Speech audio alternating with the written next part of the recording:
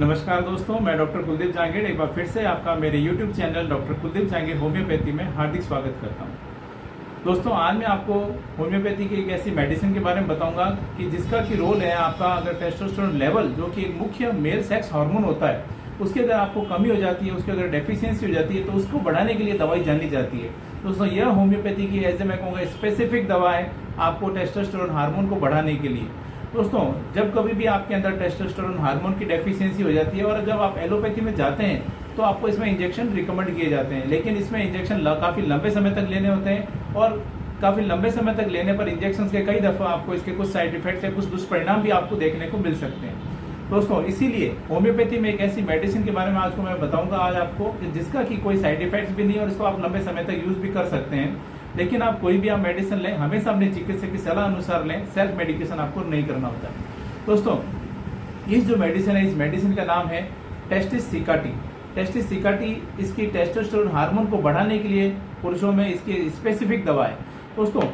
जब कभी भी आप पाते हैं कि आपके अंदर कुछ सेक्सुअली आपको वीकनेस आ रही है, आपको इरेक्टाइल डिसफंक्शन आ रहा है, यानी आप में नपुंसकता की आपको प्रॉब्लम आ रही है, आपको डिजायर्ड इरेक्शन नहीं आ रहा है, इसके साथ साथ आप में अगर लिबिडो यानी जो सेक्स की डिजायर होती है वो डिजायर में आपको कमी आ गई है, उतनी डिजायर नहीं रह रही है जो कि आपको पहले हुआ करती थी। उसके साथ साथ अगर आपको प्री मैच्योर इजैकुलेशन की प्रॉब्लम है, यानी आपको शीघ्र पतन की शिकायत है, उसके साथ साथ अगर आपको इसके अलावा नाइटफॉल की प्रॉब्लम रहती है या आपको और भी कई तरह के सेक्सुअल प्रॉब्लम्स आ रही है, तो इन सब प्रॉब्लम्स में अक्सर ऐसा देखा गया है कि युवाओं में एक हार्मोन होता है टेस्टोस्टेरोन हार्मोन, उसकी कमी हो जाती है और उसकी कमी होने की वजह से आपको इस तरह की जो प्रॉब्लम होती है वो आना शुरू हो जाती है। इरेक्टाइल डिसफंक्शन का या जो नपुंसकता होती है उसके लिए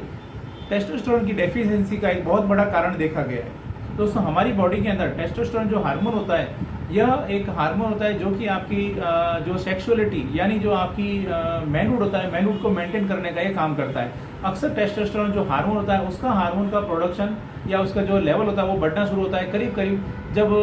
आप युवावस्था की तरफ आप जाना शुरू होता है, यानी 13-14 साल की जो एज होती है उसके अंदर ये आप उस एज के अंदर आपका हार्मोन का लेवल बढ़ना शुरू होता है और धीरे धीरे यह जो होता है यह पीक पे आ जाता है। 20 साल की जब एज आती है आपकी, उस समय यह पीक लेवल पे होता है और इसके साथ साथ जैसे जैसे इसका हार्मोन बढ़ता है, लड़कों के अंदर आपके कुछ बदलाव आना शुरू होते हैं, जैसे कि उनकी आवाज़ में भारीपन आना शुरू होता है, उनकी दाढ़ी मूंछ आना शुरू हो जाती है, उनकी जो अंडर आर्म वाला रीजन होता है, उनके जो जन्नांग वाला जो एरिया होता है वहाँ पर उनके बाल उगना शुरू हो जाते हैं। उसके साथ साथ उनके जन्नांगों का यानी उनके पेनिस का और उनके जो टेस्टिस होता है उसका आकार बढ़ना शुरू होता है। इसके साथ साथ उनमें सीमन प्रोडक्शन यानी उनके वीर्य का जो होता है उसमें प्रोडक्शन होता है वो होना शुरू होता है और उसके साथ साथ उनके जो स्पर्म होते हैं स्पर्म बनना शुरू होते हैं। यह कुछ रोल होते हैं टेस्टोस्टेरोन हार्मोन के, यानी यह जो लड़कों को एक वैक्स बनाने का एक काम करता है। और उसके साथ साथ अक्सर ऐसा देखा गया है कि जिन लोगों के अंदर टेस्टोस्टेरोन हार्मोन की कमी हो जाती है उनके अंदर वो जो एक एडल्ट पुरुष होता है, जो एडल्ट मेल होता है, उसकी तरह से उनमें शरीर का विकास नहीं हो पाता है और उनके अंदर थोड़े दाढ़ी मूंछ जो होते हैं या जो उनको बियर्ड होते हैं, बियर्ड उनकी थोड़ी सी इतनी डेवलप नहीं हो पाती है। उसके अलावा उनके शरीर पे कुछ बाल होते हैं वो कम होंगे। उसके साथ साथ उनके जो जन्नांग होते हैं, जन्नांग यानी पेनिस, और उनके जो टेस्टिस होते हैं उसकी साइज भी उनकी थोड़ी छोटी हो जाती है, छोटी रह जाती है, उनका इतना डेवलपमेंट नहीं हो पाता है। इसके साथ साथ उनमें अक्सर ऐसा देखा गया उनका जो सीमन या जो वीर्य होता है, वीर्य का जो प्रोडक्शन जितना होना चाहिए उतना भी वो उसकी जो क्वांटिटी होती है वो भी उतनी नहीं हो पाती है। इसके साथ साथ उसमें अक्सर ऐसा देखा गया है कि उन लोगों में शुक्राणु की कमी होती है और उसके साथ में उनको इनफर्टिलिटी यानी पुरुषों में संतानहीनता की दिक्कत आना शुरू हो जाती है। दोस्तों, इसके साथ साथ जैसा कि मैंने बताया था कि यह जो बच्चों में तो ये काम करता है जब वो बड़े हो रहे होते हैं, उसके साथ साथ जो एडल्ट होते हैं, एडल्ट को यानी जो 40 साल की जो एज होती है उस एज के साथ साथ ये धीरे धीरे इसका जो लेवल होता है वो लेवल धीरे धीरे कम होना शुरू हो जाता है और उसके साथ साथ उनमें इरेक्टाइल डिसफंक्शन या जो नपुंसकता होती है उसकी जो प्रॉब्लम होती है वो बढ़ जाती है और उसके साथ साथ उनको जो लिबिडो होता है, जो यानी सेक्स की डिजायर जो होती है वो भी उसमें काफ़ी कमी हो जाती है, जिसके कारण उनका जो वैवाहिक जीवन होता है या जो मैरिड लाइफ होती है वो काफ़ी हद तक डिस्टर्ब होना शुरू हो जाती है। वह अपना जो सेक्सुअल लाइफ है उसको एंजॉय नहीं कर पाते हैं और वो सेक्स से कतराने लग जाते हैं, जिसके कारण उनका जो आपसी जो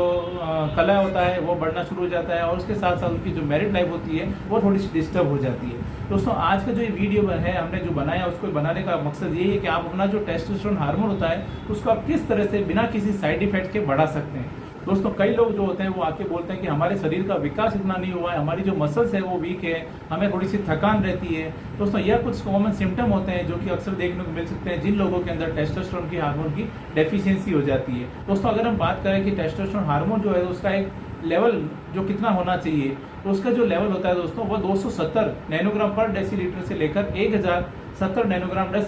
पर डेसीलीटर तक इसका नॉर्मल माना गया है। इससे अगर कमी हो जाती है या अगर आपका बिल्कुल बॉर्डर लाइन पे है, काफ़ी 270 या 300 के आसपास रहता है, तो तब भी कई दफ़ा ऐसा देखने को मिलता है कि कुछ लोगों में उसके सिम्टम आना शुरू हो जाते हैं, यानी उनको erectile dysfunction, pre mature ejaculation यानी शीघ्र पतन की शिकायत, और जो और भी कुछ सेक्सुअल